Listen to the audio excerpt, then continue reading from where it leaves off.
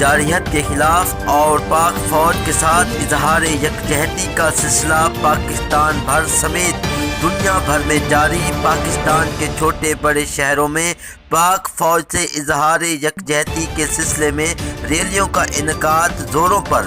چھوٹے بڑے شہروں میں سب بچے بڑے میدان میں نکل آئے۔ اس طرح صادق آباد میں بھی ممتاز سیاستدان میر فضل الہی فضلی، شفیق پپا و دیگر نے پاک فوج کے حق میں ریلی نکالی، جس میں ہزاروں شہریوں نے شرکت کی۔ پاک فوج زندہ باد اور پاکستان زندہ باد کے نعرے لگائے گئے۔ رحیم یار خان ڈسٹرکٹ بار کے وکلاء نے بھی پاک فوج سے اظہار یکجہتی کیا۔ انہوں نے بھی پاکستان زندہ باد اور پاک فوج زندہ باد ریلی نکالی۔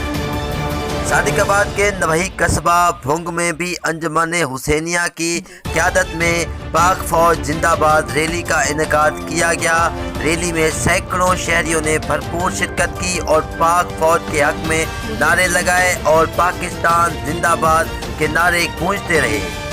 آزاد کشمیر کی کوٹلی یونیورسٹی کے طلباء بھی میدان میں نکل آئے۔ انہوں نے خون کے عطیات پیش کیے۔ انہوں نے کہا کہ پاکستان اور پاک فوج کے لیے کسی بھی قربانی کے لیے ہر وقت تیار ہے۔